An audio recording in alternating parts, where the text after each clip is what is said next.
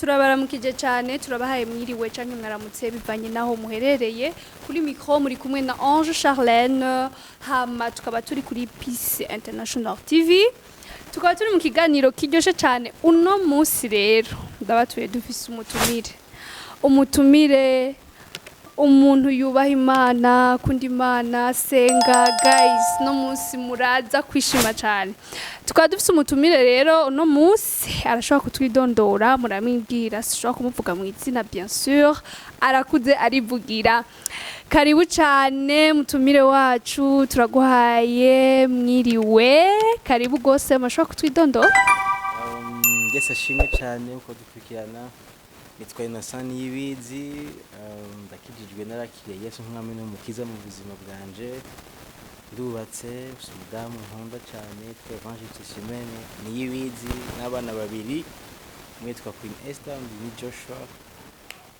mbega nibyo guys umva ari fier ari marié kandi aravyishimiye cyane bitubera karorero n'abandi hanyuma Innocent twamaze kumva ko yitwa Innocent nibizi akaba ari umuririmbyi n'umuntu yubaha Imana akorera Imana yanavyivugiye ko yakiriye Yesu nk'umwami n'umukiza muri uno mwanya rero tukaba twamutumiriye kugira ngo atuyagire agirisha atuyagire ku arafise indirimbo ziwe ziryoshe cyane namye ndazumviriza wow akora indirimbo ziryoshe Innocent ziraryoshe zifise amajambo ari deep wow hanyuma reka agirisha atubwiye ku ndirimbo ziwe asanzwe ari umuririmbi donc sindi ndanabivuga reka avyivugire Innocent mufise indirimbo mukora hari indirimbo mufise je ntumvise imwe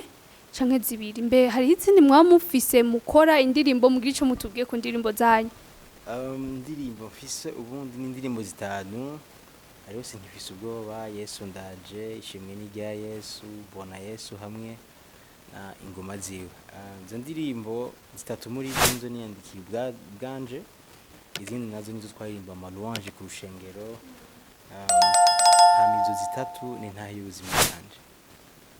Wow. Ego mwavyumvise hewe je sanze nari mbaze kumviriza imwe Innocent izo ndirimbo zose hariho zoba ziri kuri murafise chaîne ya YouTube canke mwoba mwazishize ahandi bimeze gute ziri kuri channel yanje ya YouTube Innocent yiwizi kandi ndabatumira mugende ninga subscribe n'agakengiro kugira ngo ikurikira izibagereho bitabagoye. Ego Innocent kuri YouTube yawe hariko indirimbo zingahe? Nizo zitanu nyene mugire kuri Innocent yiwizi mushonda hejuru n'abatari ngaha musi.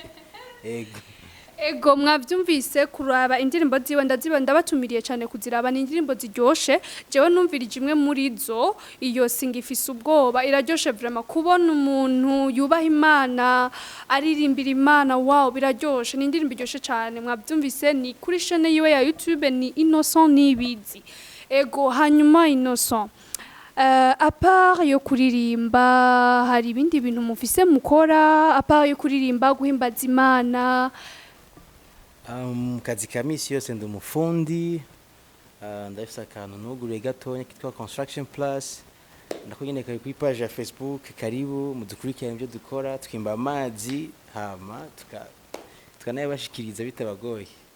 Wow none mbega donc muri iyo ntuza yawe wagize umuntu ni nk'umuntu abakeneye yo batora gute byogenda gute ko wumva ari gikogwa kuko igikogwa kicama misi yose gifise abantu bakirondera donc byogenda gute nk'umuntu abakeneye cyangwa mutubwire na cyane ibyo mukoramo binini ya donc umuntu ashobora kumenya ku buryo avuze ati kinda gikeneye kwa naka reka je ndakironderere kuri uyu ni forage ahanini ko turagena ama entretien yazo kuri page ya Facebook hariko Construction Plus ushobora kuba ko email yanje nimero zanje kuri channel ya YouTube nyene naho nyene mushobora kuntora bitabagoye TikTok Instagram ni zina Innocent yiwizi nyene mwavyumvise ntimwitinye yubaha Imana arasenga kandi agakora bisigura dusenga dukora Imana izohezagira ibikorwa by'amaboko yacu kuma platform yiwe yose abiriko mashobora kumurondera mukamutora cyane kuri YouTube mashobora kugenda mukagira subscribe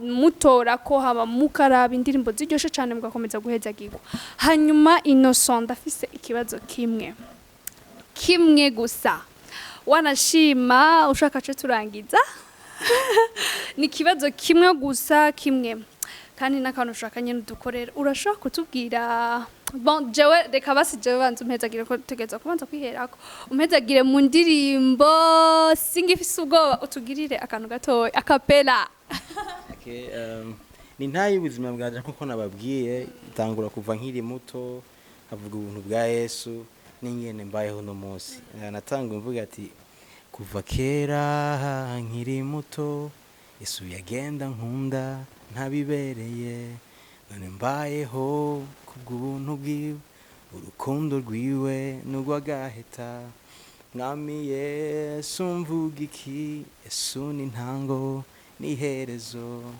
kubw'ubuntu bwiwe rero bwambayeho hello guys mwavyumvise umva ibi bintu mwavyumvise muri sire wow iyo ndirimbo wayiririmbye uri mu bihe bimeze gute wiyumviriye gute kwandika indirimbo ifite amajambo nk'ayo ubu nkuko ndabwira ko ari Intahe ari mu 2015 na 14 none ari mu kagwi k'abagenzi twagendana bakora utwabo nanje ntacyo nahise nkora nubwo dufata inzira no bivuga mfashe mico jewe nyene uki Intahe n'ubuzima bwanje koko twafashe inzira nshaka mu nkurikire neza twafashe inzira yo kuja mu kuzimu kuja kurondera amafaranga ayo mafaranga ntayo nigeze mbona uretse ubwoba bwinshi bwanyuzuye umutima nta vyizigiro vyejo nari mfise ndibuka ngirageje gucagagura twagiye ku mupfumu umwe so umupfumu rero umuntu yambaye neza afise n'ishengero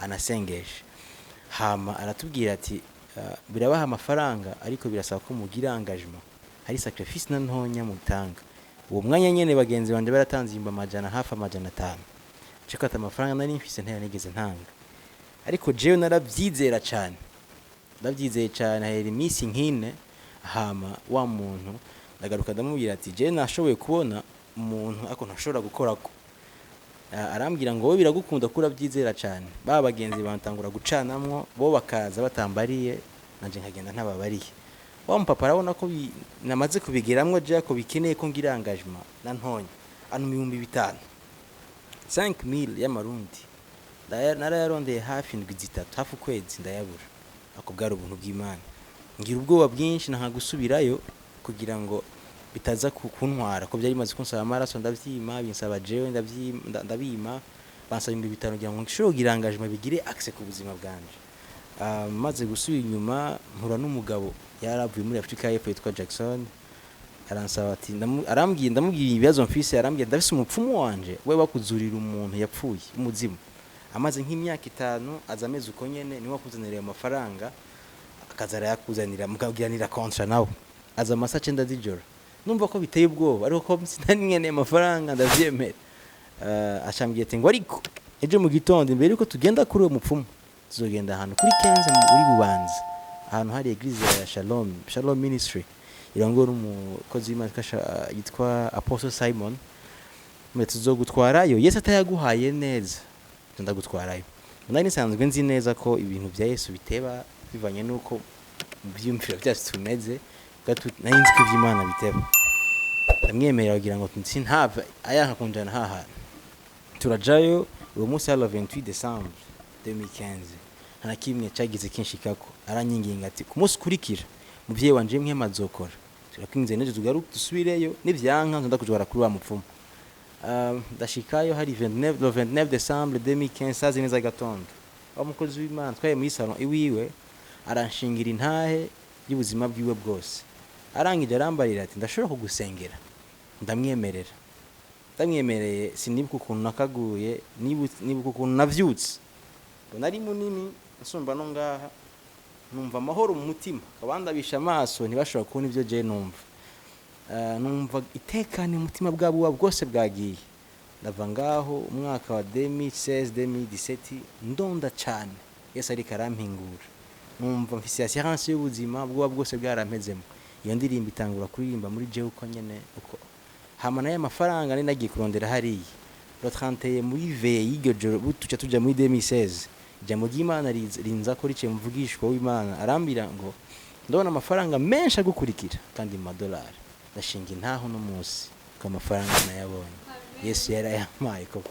Yego indirimbo yavuye ubundi asinkifise ubwoba basha nta bintu byo kubesha birimwo. Ndakozweko kandi ndibaza nawe aho uri urakozweko biragize ico bigufashije. Dukwiye kugira ivyizigiro byacu muri Yesu gusa mu Mana. Innocent urakoze cyane, utubwiye ikintu ciza c'ingirakamaro, ikintu c'ingirakamaro kigize ico kirema mu mutima wanje kandi ego Innocent murakoze cyane, numva ngene nshima, ariko reka ndagusaba ugira ico ubwiye abantu bako badukurikirana muri uno mwanya. Peut-être ko hariho nundi muntu ayataye ivyizigiro canke ari mu donc atabona uko bigenda, atabona uko ikintu wamubwira yoba ashaka kuja mu nzira wari warahatwe gufata, wogira ico umubwira ati donc uramenye ico umubwira, ugira ico tubwiye natwe twese. Ego ashobora kwifatira nkuko ibintu birakomeye cyane no gereranya ubuzima nk'umurongo ugoroye neza. Abo uri kuranyumviriza ubuzima bwawe kuvuka ivuka n'umugorongo ugoroye neza. Amakuru y'umurongo ugororotse neza, hari ama gift, hari inzu nziza, hari umufasha mwiza, hari icyo cyose conezera umutima wawe biciye mu kuri no kwihangana. Uwo murongo n'uw'Imana yashizeho. Hari ama gift ugenda uratora mu gihe uri kuri uwo murongo. Mu gihe ugiye ku ruhande hari ukwigwanirira aho hantu ushobora no gupfirayo. Ariko mu gihe ugumye kuri uwo murongo umaze guca ubwenge bisaba kuba warakiriye Yesu. Mwakira Yesu suko bishaka n'ubuntu bukuzako. Jewe umunsi nakira Yesu natangura kwiyumvira gushaka kumenya ivy'Imana. Subiye inyuma gato mu myaka yera mu 2007 twaba muhira kuri umuryango w'abana 10. Muhira hari machine ya desktop, hari indirimbo nakunda kumviriza. Numvise ijwi ryawe rivuga y'umuririmbyi Dudu, ntaba ari twebwe hamwe na Yesu urashoboye. Izo ndirimbo narazumviriza cyane mu gihe mu kugenda mu misa kuwa Mungu. Nagenda mu misa kugira ngo nce amafaranga y'abapangayi mama yatwemerera. Yambwiye ngo ugaheza kilte uzoza gutora amafaranga y'umupangayi ku mwisho w'ukwezi. Utayihejeje nta mafaranga uzotora. Nagenda gusenga kubera ico. Kubwizo ndirimbo kuzumviriza nipfuje gushaka kumenya iyo Mana yariyo. Uko ugenda zumviriza igihe cyose ndazumvirije zarankurana zikashikana handi.